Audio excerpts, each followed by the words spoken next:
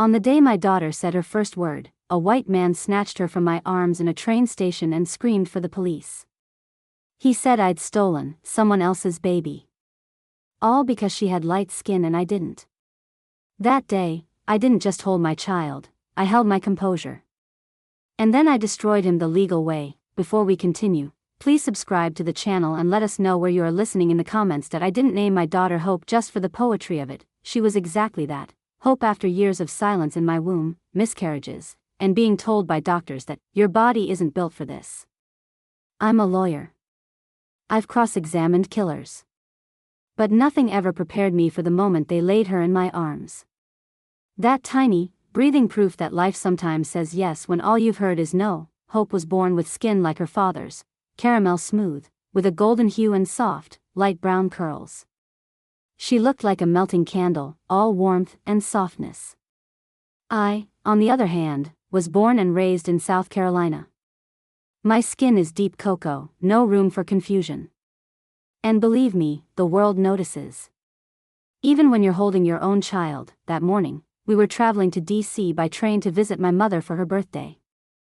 I had Hope strapped snug against my chest in a patterned wrap she loved napping in. I wore jeans, a gray tee, and a low bun. No makeup, no heels. Just a mother, traveling with her infant, clutching a bottle in one hand and our tickets in the other. The station was bustling, backpacks, coffee cups, families, solo travelers rushing to platforms.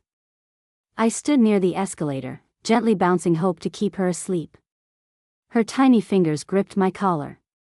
Her mouth curled slightly like she was dreaming something good. And then I heard him, "You there? Hey. Hey. Where are you taking that baby?" I turned slowly. Not because I felt guilt. Because the rage in his voice was so abrupt it stunned me. He was a tall white man in his late 50s. Red polo, khakis, lanyard that screamed, corporate consultant. He was pointing at me like I'd just climbed out of someone's window holding a TV that I blinked. "Excuse me?" He marched toward me, jaw tight. "Is that your child?" I adjusted Hope's wrap. "Yes." "No. I don't think so. She doesn't look like you at all." "I'm calling the police." The woman next to me gasped. A few people turned their heads. I felt heat rise to my face, not from shame, but that ancient black reflex of knowing you're about to be tried in public for simply existing. "She's my daughter." "Back off," I said, trying to keep my voice low so I wouldn't wake her. He was already dialing. "I'm reporting a suspected kidnapping at Union Station. Black female, early 30s, carrying an infant who does not resemble her. She's resisting." Resisting, my heart thundered. Not because of fear, but because Hope shifted in her wrap, disturbed by the rising tension. Her little face scrunched. She whimpered, and then, he did it. He grabbed her. He reached forward and pulled my baby out of my arms. It happened so fast I couldn't even scream. 1 second, she was warm against my chest. The next, he was holding her awkwardly like she was a parcel, and yelling, "She's safe now. I've got her." I froze. Just for a second. My brain couldn't compute that this was happening. That a stranger was holding my baby and the station wasn't on fire with outrage. Then the scream came. It tore through my throat, primal and raw. "Give her back." People began gathering. Phones were out. Someone said, "What the hell is going on?" Another said, "Did he just take her baby?" I lunged at him, but another man stepped between us, hands up. "Ma'am, calm down, that's my child." I shouted. She was in a wrap on my body. The man who grabbed her looked at the growing crowd and tried to puff up with false heroism. I saw what I saw. That baby doesn't belong to her. Hope started to cry. Loud. Sharp. Confused. She was wriggling in his grip, searching for the body she knew. "Look at her." I yelled. "She's reaching for me. I nursed her 2 hours ago. Look at the wrap marks on her legs." A younger woman with a phone stepped forward. "This is crazy. Sir, put the baby down." You don't get to decide whose kid this is. And then, I heard the sirens. Security rushed in first. Then police. 2 officers. One immediately placed his hand near his holster. The other walked toward me. "Ma'am, we got a report of a kidnapping, from him. He took my baby." I pointed, breath heaving. She was strapped to me. "Ask anyone here." I was shaking. Not from fear. From fury. Hope's screams pierced everything. That's when the second officer took her from the man, finally, and passed her back to me. I held her tight, rocking, whispering, "Mommy's here, baby, I got you. I got you." And through tears, I looked straight into the eyes of that man who dared to violate our bond, and I made a promise: "You're going to learn who I am." They took us to the station anyway, yeah. Us, even after witnesses said he'd snatched Hope out of my arms, even after a woman showed the officer the video on her phone, even after my daughter clung to me like her life depended on it, because it did, they still brought me in, for clarification. The officer who rode with me in the back of the squad car kept his eyes forward the whole time. Never once looked at me. But I looked at him. I wanted him to feel it. The weight of my gaze. The outrage simmering in my blood. I was silent the entire ride, not because I didn't know what to say, but because I was calculating. Measuring them why baby slept against my chest, worn out from crying. And I counted every minute we sat in that holding room like it was a crime scene. Because it was 37 minutes before someone finally entered. A white female officer, clipboard. No smile, Miss Carter? Attorney Carter. She looked up. "Oh. You're a lawyer?" I smiled flatly. "Is that going to be a problem?" She hesitated. "I just need to ask you some questions." "Is he here?"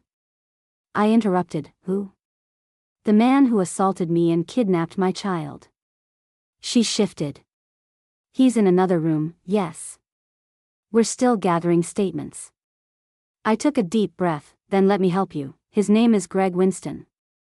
He's a senior management consultant for a firm called Baywood Solutions. He's divorced, has 1 grown son, and is under investigation for workplace harassment, public record. And he assaulted a black woman and stole her child today in a federal transit station." The officer blinked. "You know him?" I narrowed my eyes. "No. I just did more in 5 minutes than you've done in an hour." Her face tightened. "There's no need to be confrontational." "Oh, I absolutely disagree," I said, my voice razor sharp. "Because if I were a white woman and a black man had ripped my baby from my arms, you'd be drafting a statement for CNN right now." She looked like she wanted to speak, but I raised my hand. "Save it. Let me tell you how this is going to go." She stayed quiet. "I will be released immediately.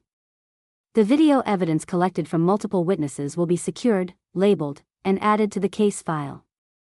I will be filing charges for assault, attempted kidnapping, false police report, and racial profiling. And I will be representing myself." Her mouth opened. "You're pressing charges?" I smiled. "You think I'm walking away from this quietly?" This man grabbed my child like she was an Amazon package. "You want me to calm down?" She stood there frozen.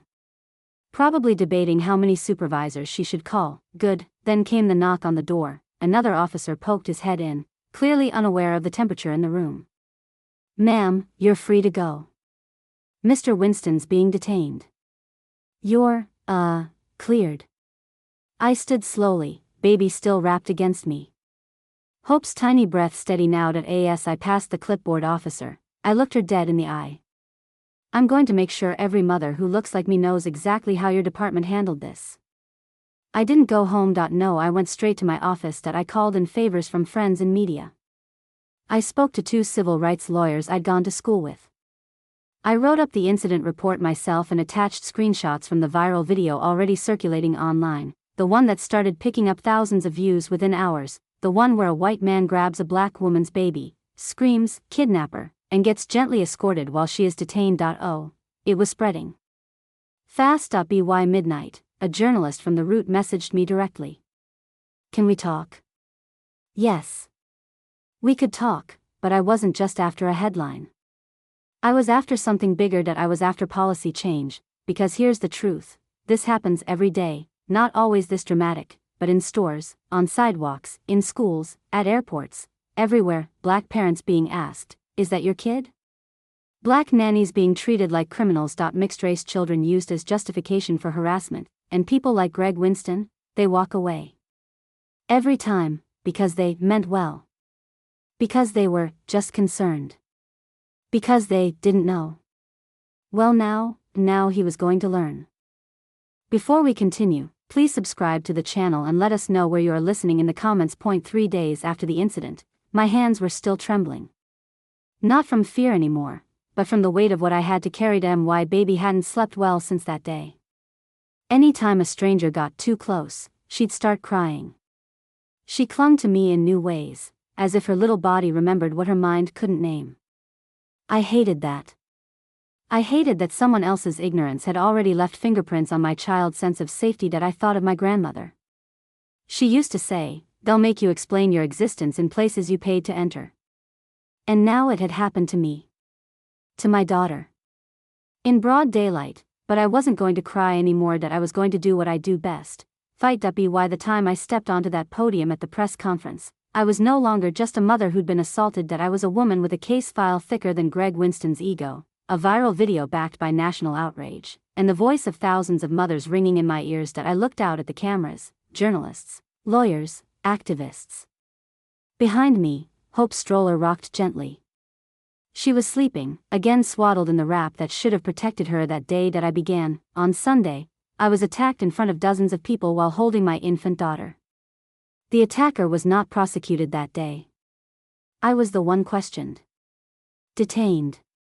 Judged. Flashes erupted. I continued. The man who assaulted me said my daughter didn't look like me. As if her skin tone voids my motherhood. As if love, nourishment, and DNA don't matter when you're a black woman. I let that sink in. Then dropped the next blow. I am filing a federal civil suit against Gregory Winston, Union Station's private security subcontractor, and the D.C. Metropolitan Police Department for unlawful detention, negligence, racial profiling, and public endangerment of a minor. You could hear pens scratching faster. But I wasn't done. This is not just about me. This is about every black mother who's been asked, "Is that your child?" in Target, in parks, in airports. This is for every parent who's been forced to prove their love because someone else felt entitled to question it. That line hit hard. Reporters stopped typing. They listened. That I finished calmly. I am an attorney. But above all, I'm a mother. And I will make sure this never happens to my daughter again, or to yours. The internet exploded. The video of the incident crossed 8 million views in 4 days. Hashtags like #BlackMotherhoodMatters, #SayHerMom's name, and #HopeDeservesBetter trended for nearly a week. Dozens of mothers came forward with their own stories. Some had lost custody temporarily because someone didn't believe the child was theirs. Others were harassed, filmed, or even physically confronted in stores. That I received over 600 emails in 1 week, from strangers, lawyers, even police officers, offering support, testimony, legal help. The mayor's office released a lukewarm statement. Union Station PR called the event unfortunate and under review. But that wasn't enough. Not even close. 6 weeks later, I walked into court in a tailored black suit, hair braided tightly down my back. That I wasn't there to make noise. That I was there to make history. Greg Winston looked humbled, not ashamed. Those types rarely are. But afraid? Absolutely. His legal team tried everything. He was concerned for the child. He made a judgment call in a tense situation. He acted on instinct. I stood before the judge and said, instinct is not an excuse for racism. He didn't call for help. He took my child. He didn't ask questions. He acted on assumptions. That assumption was simple. A black woman couldn't possibly be the mother of a light-skinned baby. The courtroom went still. That I turned to the jury. My daughter is mine. My blood. My heart. And no man, no matter how concerned, has the right to tear her from my arms and scream, "Kidnapper." I presented the footage frame by frame. The crowd, The panic. My baby crying. My face in agony. His face full of misplaced righteousness. When I finished, you could feel the air had changed. The ruling came 2 weeks later, guilty, civil penalties awarded. $250,000 in damages, mandatory public apology. Greg's name added to a national database of individuals barred from private security work. But that wasn't the real victory. The real victory came when the DC Metro Police updated their protocols on how to respond to custody-related calls. Now, no parent can be detained without immediate cause, and officers are required to request evidence or observe interaction first, not make assumptions based on race. Union Station replaced their security contractor, and a new city campaign launched. Family doesn't always look one way. One day, maybe a year later, I was walking through that same train station with Hope. She was older now, talkative, funny, bold like her mama. She looked up and said, "Is this where the bad man was?" I nodded, "Yes, baby. But we made sure he can't hurt anybody else." She smiled and grabbed my hand, "Good. Let's go see Grandma." And just like that, we kept walking, together. Thanks for watching. If this story moved you, make sure to like, comment, and subscribe. See you in the next one.